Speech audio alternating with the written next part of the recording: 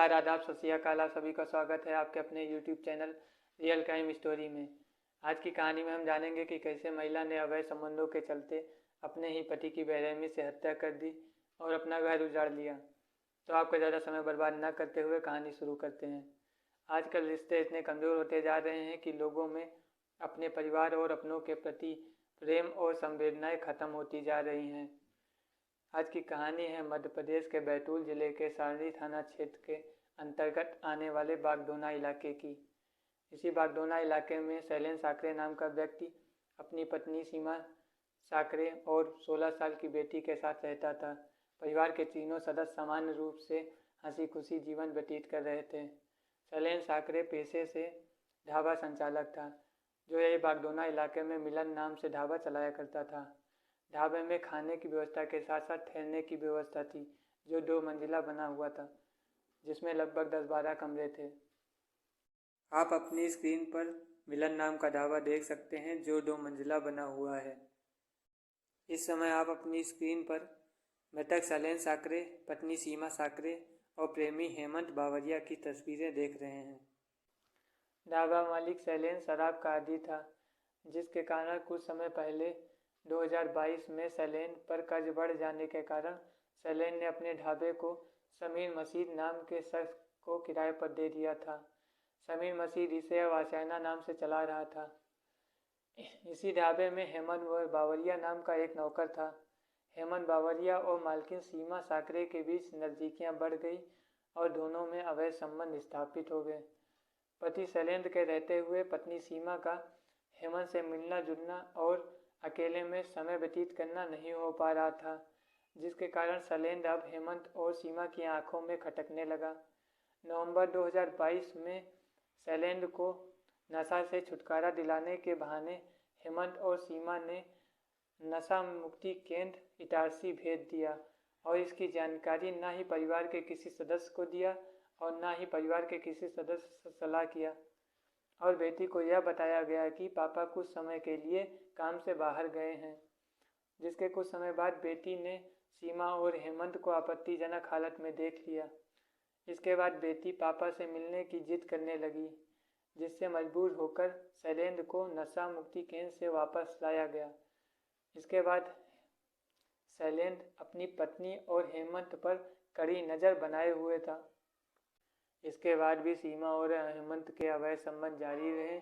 इसी बीच 10 जनवरी 2023 को पिता शैलेंद्र और पुत्री ने सीमा को हेमंत के साथ आपत्तिजनक हालत में देख लिया था। इसके बाद शैलेंद्र ने अपनी पत्नी सीमा को बहुत समझाया था कि वह हेमंत का साथ छोड़ दे, यह गलत है, इससे समाज में परिवार की बदनामी होती है। लेकिन सीमा ने अपने पति शैलेंद्र से यह साफ कह दिया था कि वह उसे यानी अपने पति को छोड़ सकती है, लेकिन अपने प्रेमी हेमंत को नहीं छोड़ेगी। इस कहा सुनी के बाद सीमा गुस्से में अपने मायके चली गई थी। सीमा मायका जाने के बाद भी मोबाइल के जरिए हेमंत के संपर्क में लगातार रही। मायके में रहने के दौरान ही सीमा ने हेमंत से शैलेंद्र को ख़त्म करने की बात कही थी और यह भी कहा था अगर यह काम तुमसे नहीं होता है तो मैं किसी और से अपने पति का कत्ल करवा लूँगी। शैलेंद्र की हत्या की साजिश 1 फरवरी के 4-5 दिन पहले 27-28 जनवरी को ही रच दी गई थी। 1 फरवरी को जैसे ही मृतक की बेटी स्कूल के लिए निकली, उसी समय हेमंत ढाबे के पिछले रास्ते से अंदर दाखिल हुआ और धीरे धीरे कमरा नंबर 102 की ओर जाने लगा। कमरा नंबर 102 में पहले से ही शैलेंद्र मौजूद था। दबे पांव हेमंत कमरे में दाखिल होकर हथौड़े से शैलेंद्र के सिर पर पीछे से ताबड़तोड़ वार करना शुरू कर दिया, जिससे शैलेंद्र बेसुध होकर वहीं ज़मीन पर गिर गया। इसके बाद हेमंत ने पेट्रोल से छिड़ककर शव को आग के हवाले कर दिया। इसके कुछ ही पल बाद कमरे से काला धुएं को निकलता हुआ देखकर मौजूदा ढाबा संचालक समीर और अन्य नौकर तेजी से कमरे की ओर दौड़े। कमरे में पहुंचकर उन्होंने शैलेंद्र को बचाने की कोशिश की, लेकिन आग की लपटें ज़्यादा होने की वजह से शैलेंद्र को बचा नहीं पाए।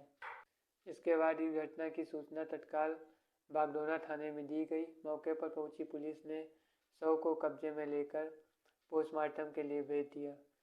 इसके बाद पुलिस ने हत्या की जांच की शुरुआत करते हुए सबसे पहले सीसीटीवी को खंगालना शुरू किया, जिसमें एक व्यक्ति कमरा नंबर 102 की ओर आता हुआ दिखाई दिया।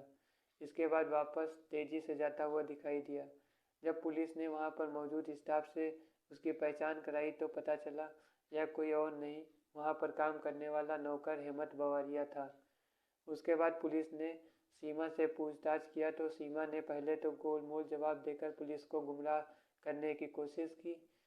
उसके बाद जब पुलिस ने सीमा से सख्ती से पूछताछ किया तो सीमा टूट गई और अपना जुर्म कबूल कर लिया। उसके बाद सीमा ने पूरी कहानी सुनाई। इसके बाद पुलिस ने आरोपी सीमा और हेमंत के खिलाफ 302, 201, 120B और 34 के तहत मुकदमा पंजीकृत कर लिया है। जिनको ना पता हो उनको बता दें, 302 में हत्या, 201 में जानबूझकर किया गया अपराध, 120B में आपराधिक षड्यंत्र रचना और 34 में 2 या 2 से अधिक लोग किसी अपराध में शामिल हों तो दोनों या सभी को उस अपराध के लिए उत्तरदायी ठहराया जाता है। वहीं पुलिस ने आरोपी सीमा साकरे को जिला अस्पताल में मेडिकल करवाने के बाद न्यायालय के समक्ष प्रस्तुत किया है। पुलिस ने न्यायालय के आदेश पर सीमा को जेल भेज दिया है। वहीं आरोपी हेमंत की तलाश पुलिस सरगर्मी से कर रही है। हेमंत आज नहीं तो कल पकड़ा ही जाएगा। इसके बाद शायद दोनों को उम्र कैद की सज़ा मिले। यहीं पर अगर सीमा ने सैलेन को तलाक देकर हेमंत से शादी की होती तो यहाँ शायद तीनों जिंदगियाँ सही सलामत होती। आपको हमारा वीडियो अच्छा लगा हो तो लाइक करें, वरना डिसलाइक करें। किसी प्रकार की गलती हो या सुझाव हो कमेंट बॉक्स में बताएं। मिलते हैं किसी और वीडियो में, तब तक के लिए बाय बाय।